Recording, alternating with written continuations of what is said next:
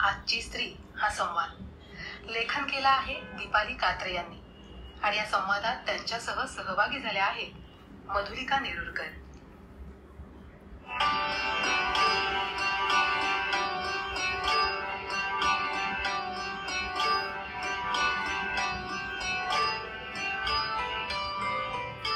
मधुरा, ए मधुरा, अगं इथे एक नवीन चावी दिसते, ती कशाची आहे?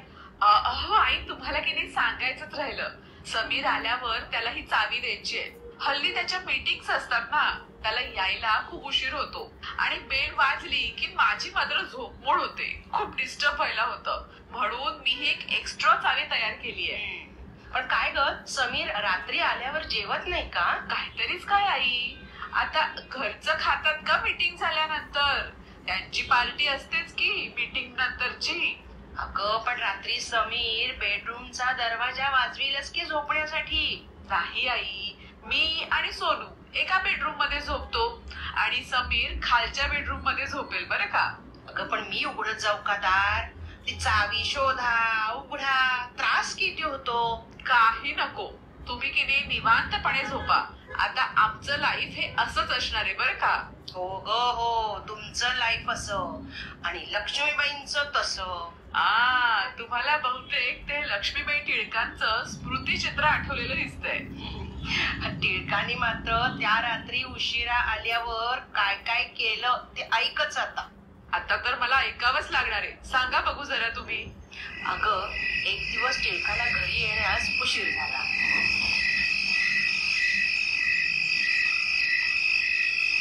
रात्रीचे 10-10:30 झालेले. लक्ष्मीबाईंनी स्वयंपाक केला आणि वाट पाहत बसले की त्यांची. वाट पाहता पाहता त्या जाजमावर झोपून गेल्या. आता टिळक घरी आले, मग आता दार बंद असं दिसलं आणि त्यांनी दोन्ही दारांना अगदी धक्के मारायला सुरुवात केली. पण लक्ष्मीबाईंना झोप लागलेली, त्यांनी कुठे दार उघडलंच नाही. आता शेजारचे म्हणाले, अहो टिळक, तुम्ही आमच्या घरी जेवायला चला. पण टिळक कसले ग, त्यांना आला होता राग. शेवटी लक्ष्मीबाईंच्या दिराने शिडी लावली बर का आणि एका मोठ्या काठीने खिडकीतून त्यांना ढोसू लागले. तेव्हा त्या जाग्या झाल्या. पण दुसऱ्या दिवसापासून लक्ष्मीबाईंनी कानाला खडा लावून घेतला.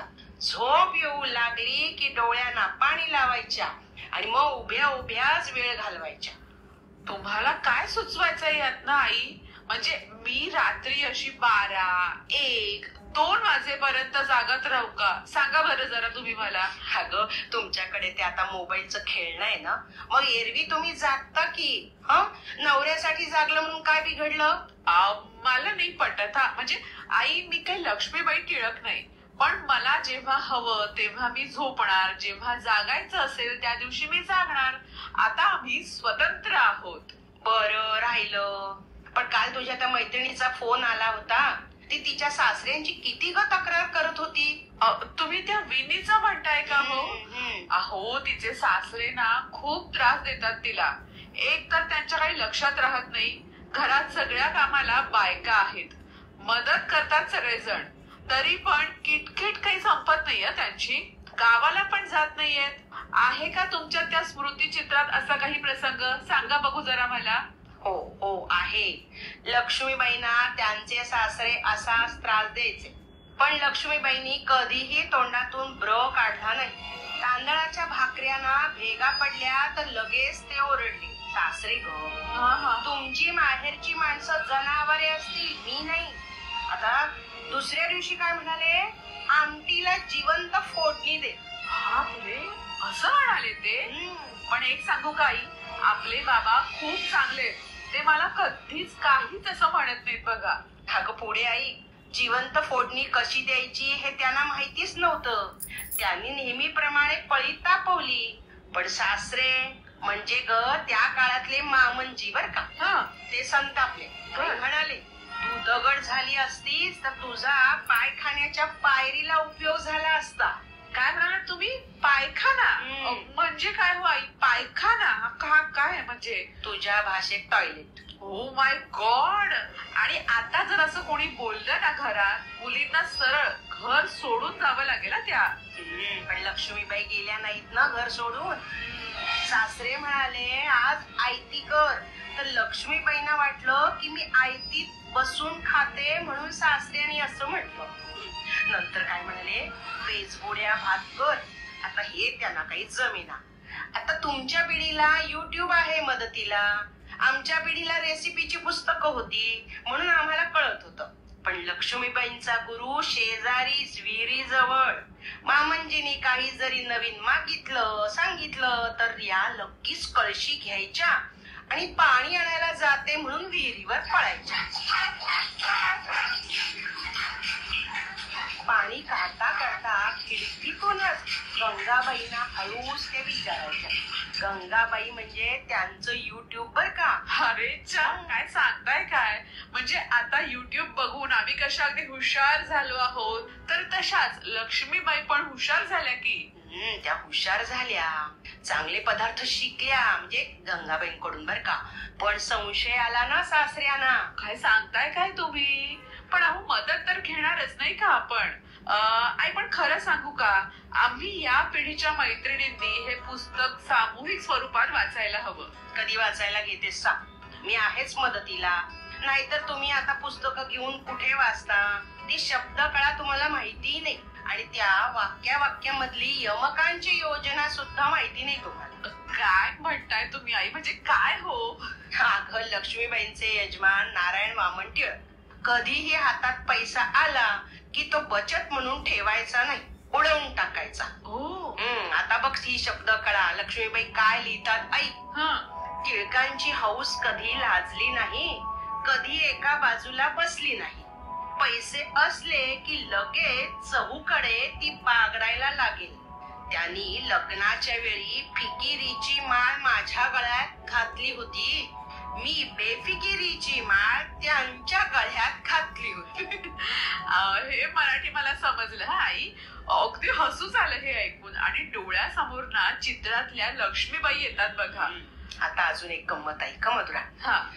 समीरच्या वडिलांना म्हणजे तुझ्या सासऱ्यांना स्वच्छतेची भारी हौस आणि मला मात्र वस्तू गोळा करण्याचा अतिशय नाद. तसंच लक्ष्मीबाईंना सुद्धा वस्तू गोळा करण्याचा नाद आणि टिळकांना स्वच्छता आवडायची. लक्ष्मीबाई लिहून ठेवतात एक आठवण. अरे वा, मला तुमच्याकडनं ऐकायला नक्कीच आवडेल. जरा वाचून दाखवता का आई? थांब थांब थांब थांब वहीचं पान. ऐक. टिळकांना स्वच्छता आवडे, मी मोठी संग्राह. आपली पत्नी कधी बाहेर जाते आणि मी कधी घर सफाई करतो असं टिळकांना होऊन जाईल. मी बाहेर गेले की त्यांची दिवाळी उगवायची, नंतर माझा शिमगा सुरू व्हायचा. शिमगा म्हणजे होळी ना? म्हणजे आपण ओरडतो तेच ना, बरोबर ना? हो, जे मी सुद्धा घरात करत असते, पण शब्दात बांधण्याचं कौशल्य लक्ष्मीबाईंचं. हो, अशी ही भाषा शैली या स्मृती चित्रातली. म्हणून म्हंटल की तुम्ही वाचलं पाहिजे. बर काय ग, विचारीन म्हणते, मी काल मैत्रिणीकडे गेले होते तर तुमच्या दोघांच्यात कोणतं भांडण झालं ग? झालं, कळलं तर तुम्हाला? अहो आमच्यात भांडण म्हणजे नेहमीप्रमाणे भांडणाचा मुद्दा ना अगदी क्षुल्लकच होता, छोटासा होता. मला ऐकायचंय पण त्याचा शेवटी काय झालं? कोणी माघार घेतली? माघार घ्यायचा प्रश्नच नव्हता. चिकूची आणि पेरूची झाडं कचऱ्यात गेली. त्याने झाडांच्या माना पिरगाळून बागेच्या कोपऱ्यात टाकून दिल्या. आता सांगा. म्हणजे ही चेन्नई वरून मागवलेली झाडं बागेच्या कोपऱ्यात लावली गेलीच नाही? नाही लावली, तेच तर सांगत होते मी त्याला. ती झाडं आहेत की नाही, ती झाडं पाठीमागे लावायला सांगत होते आणि समीर म्हणत होता गेटच्या जवळ लाव. पण तुम्ही मला सांगा, गेटच्या जवळ लावली की दगड आलाच की नाही बंगल्यावर? म्हणजे मुलं बाह्यपणा करतात. हो, पेरू काढतात, चिकू ओरबाडतात. पण नशीब माझं की झाडांना त्याने टाकलं बागेत आणि तुला नाही ना केलं समीरने काही? नाही, कोणत्या जमान्यात आहात तुम्ही? मला काय हात लावेल तो? काय विषाद त्याची? नाही ग, तो स्मृती चित्रातला प्रसंग मला आठवला आणि मला वाटलं त्याने तुला काही ढकलून वगैरे दिलं की काय. काय म्हणाला? ढकलून दिलं? थांबा, आता की नाही मी ते पुस्तकच घेऊन येते. त्यातलं तुम्ही आता मला वाचूनच दाखवा बघू जरा. माझी पारायण झाली आहेत मधुरा या पुस्तकाची. माझ्या लक्षात आहेत अनेक प्रसंग. सांगते आई. एक दिवस टिळक लक्ष्मीबाईंना सोंगट्या खेळू म्हणाले आणि टिळकांच्या अंगावर डाव उलटू लागला. तसं लक्ष्मीबाईंना अधिकच हसू लागल्या. तर दोघांची वय लहान.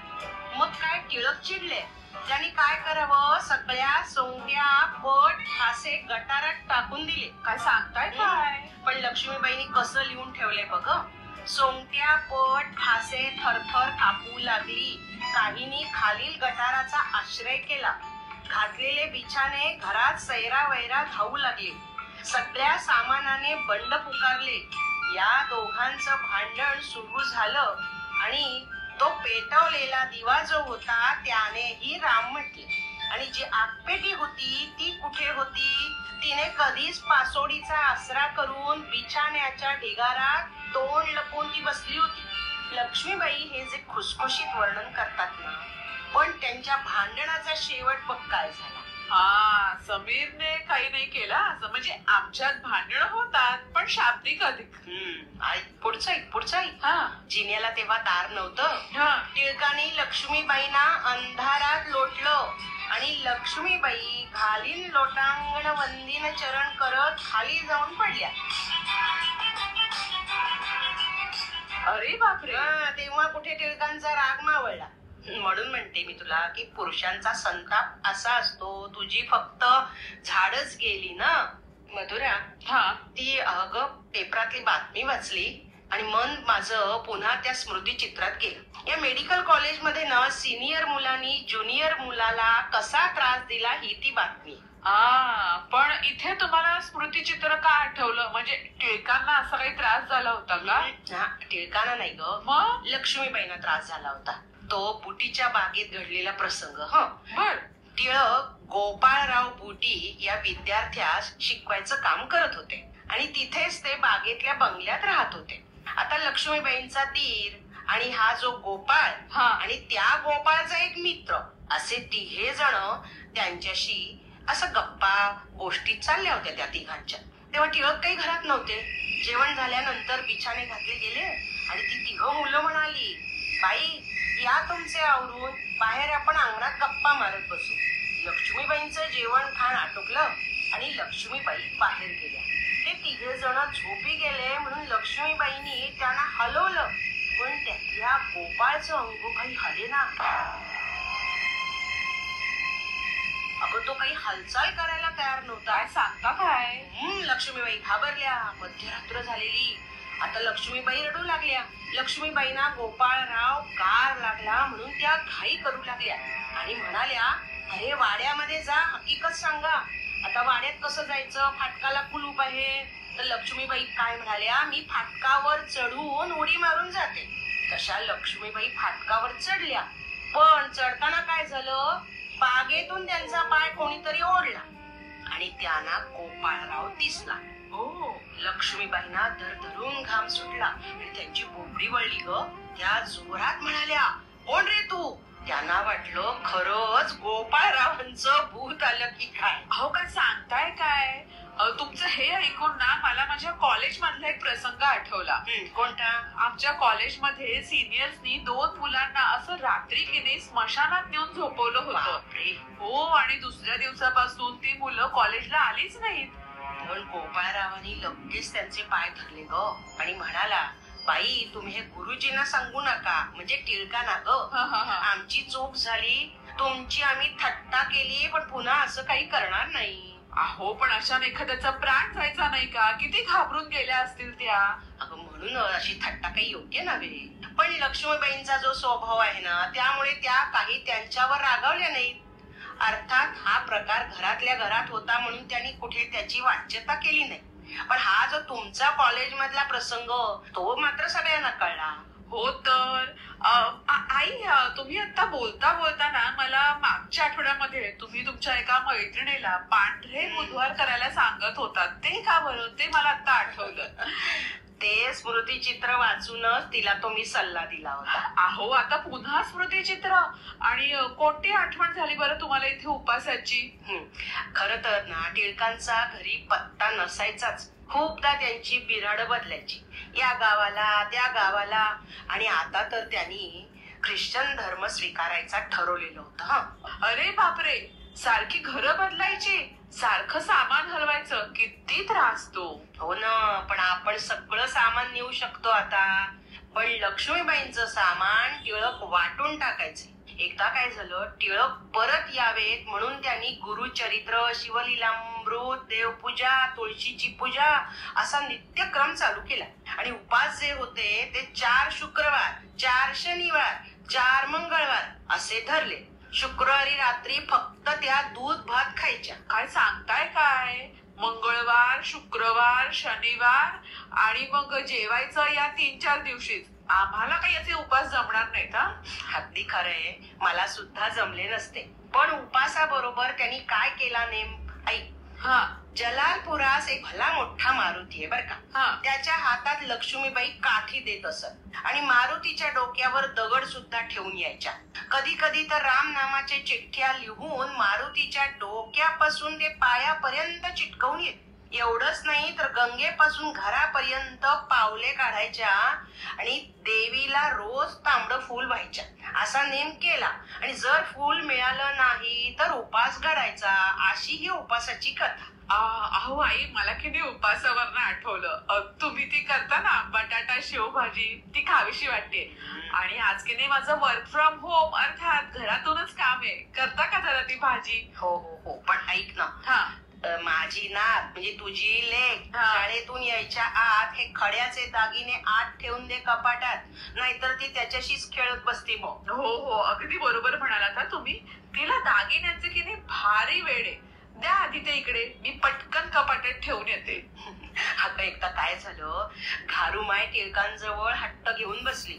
दुसऱ्यांच्या मावश्या आपल्या भाच्याला दागिने करून देतात, तुम्ही मला दागिने करून द्या. आता तो बाल हट्ट. टिळकांनी काय करावं, टिळकांनी कागद घेतला, पेन्सिल घेतली हातात आणि तिला कोणकोणते दागिने पाहिजे त्यांची यादी करून घेतली आणि म्हणाले, हे थोड्या वेळात दागिने घेऊन जा बरं. घारूमाय हळूच टिळकांच्या खोलीत जाऊन बघायची.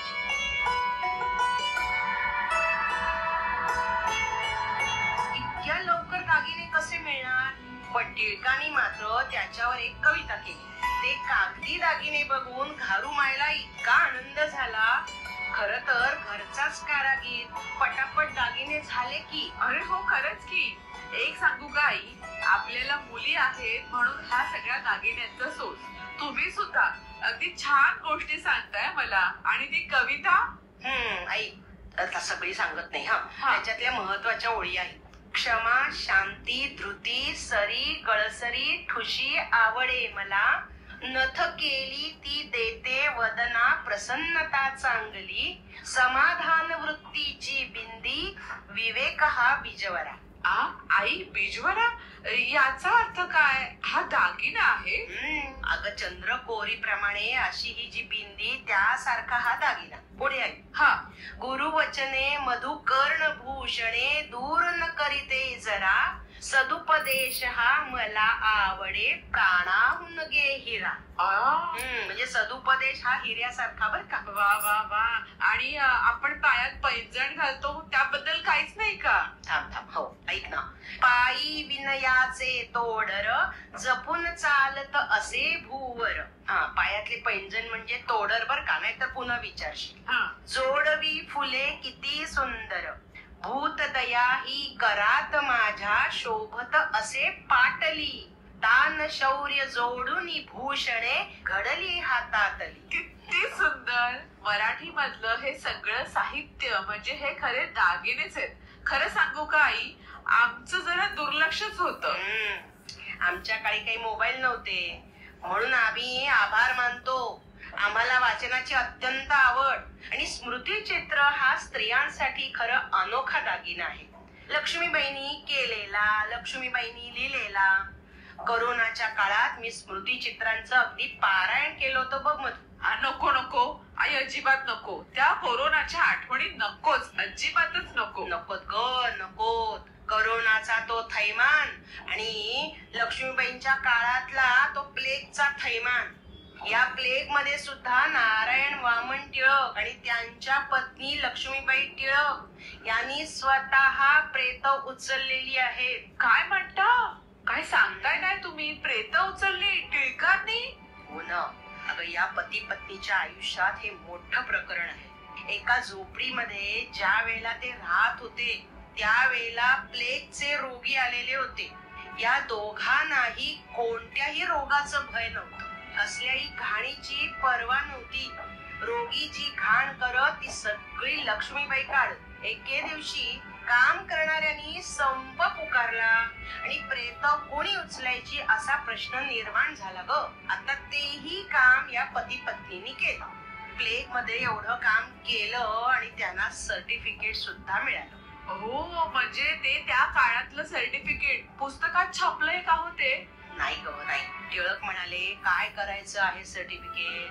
निंदा स्तुतीचा जगी तमाशा, फंदी तो त्या पडू नको. मान घडव अपमान घडो, तव हसू नको तू रडू नको. असं म्हणत त्यांनी ते पत्र तारेला लावून टाकलं. रद्दीपत्रांबरोबर ते गेलं. छापणार तरी कसं ग? पण मान घडो अपमान घडो असं का त्यांनी म्हटलं?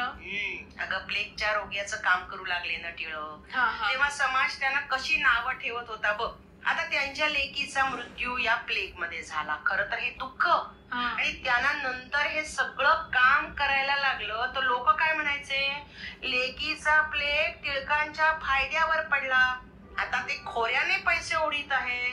तर कोणी म्हणे, पहा बिचारा लोकांसाठी कसा झिजत आहे. म्हणून टिळकांनी कवितेतून अशी प्रतिक्रिया दिली. खरंच काय म्हणावं सुचत नाहीये. आई, याचा अर्थ काळ कोणताही असू देत, मनुष्याची वृत्ती जी असते ना ती कधीच बदलत नाही. नाहीच बदलत. पण मधुरा, तुला माहितीये का, काय? लक्ष्मीबाईंनी हे स्वतःचं आत्मचरित्र लिहिलेलं ते अत्यंत निखळपणे, कोणत्याही कटू भावनेने नाही, किंवा नवऱ्याने मला असं वागवलं अशी कुठेही तक्रार या आत्मचरित्रात नाही.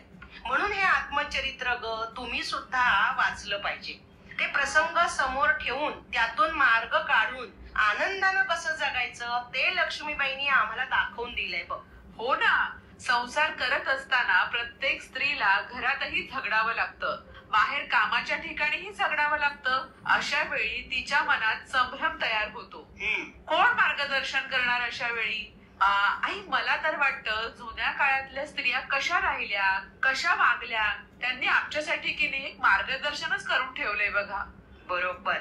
स्वतः टिळक रूढी परंपरा मानत नसत. आता आपल्या आईचं श्राद्ध घालण्यासाठी त्यांनी काय करावं?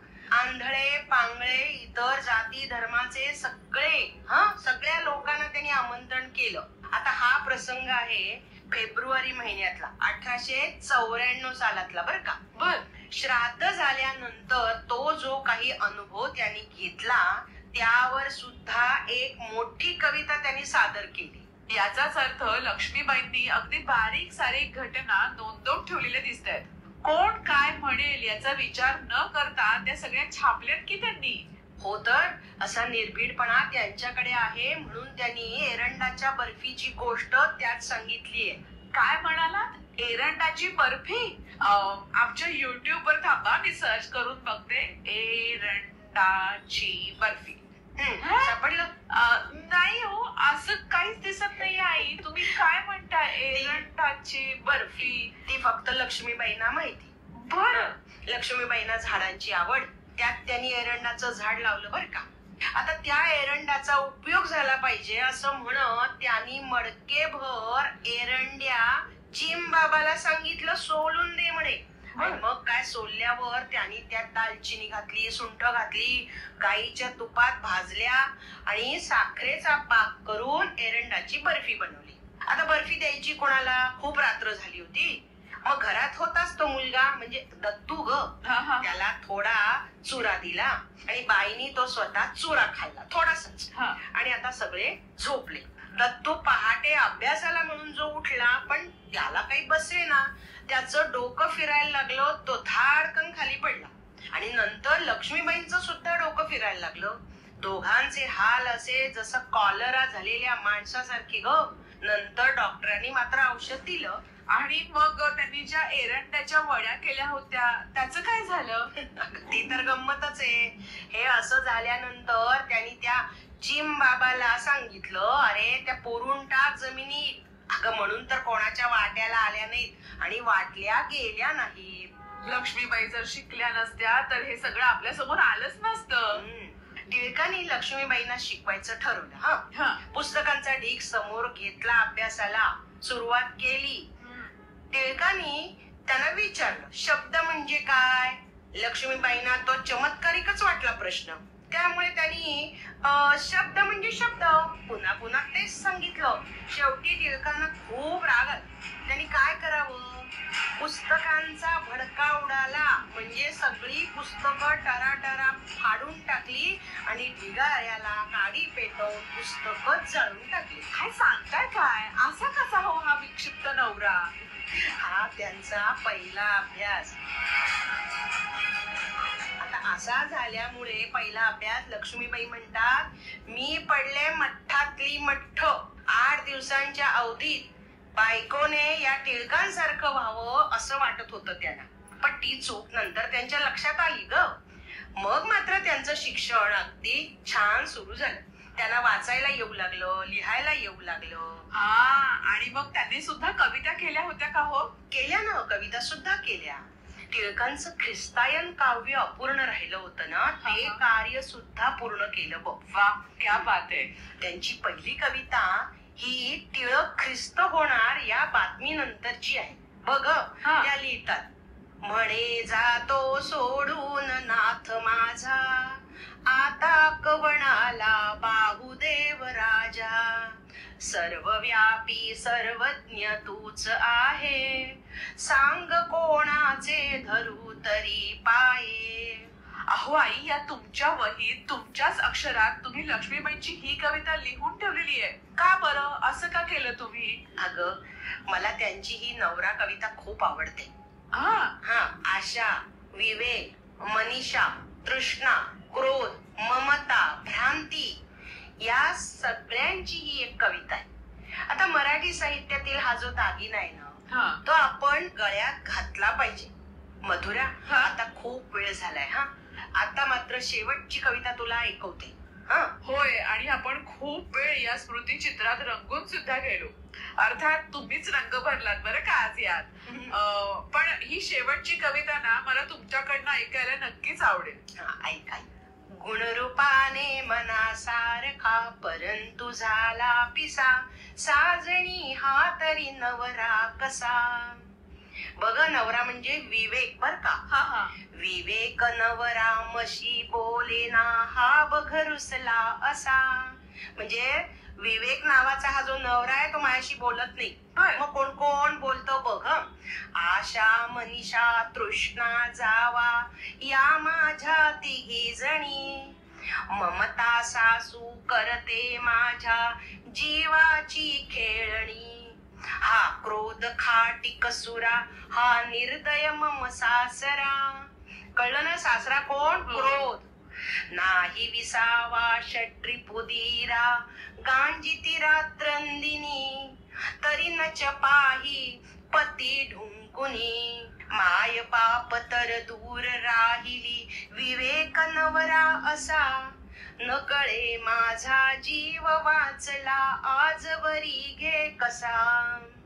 सासू सासरा खुशाल आता, शिमगा करीती घरी. जीव शिवाचे ऐक्य पाहुनी, मी तर सुटले बरी. सुरकुळ टिळक नारायण चरणी लीन जाहली. लक्ष्मी मी तू हे विसरली. कळली का कविता तुला? हो, खरंच खूप सुंदर आहे ही कविता. म्हणजेच काय ग, साहित्यातील या दागिन्यामुळे लक्ष्मीबाई नाशिक इथल्या कवी संमेलनात स्वागताध्यक्षपदी होत्या. आणि नागपूरला जे ख्रिस्ती साहित्य संमेलन झालं तिथे सुद्धा त्यांचा सत्कार झाला. आणि केवळ या स्मृती चित्रामुळे. वा, क्या बात आहे.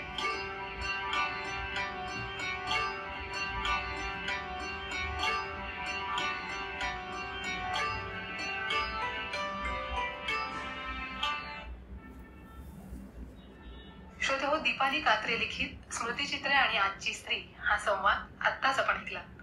या संवादात त्यांच्यासह सहभागी झाल्या होत्या मधुलिका नेरुरकर,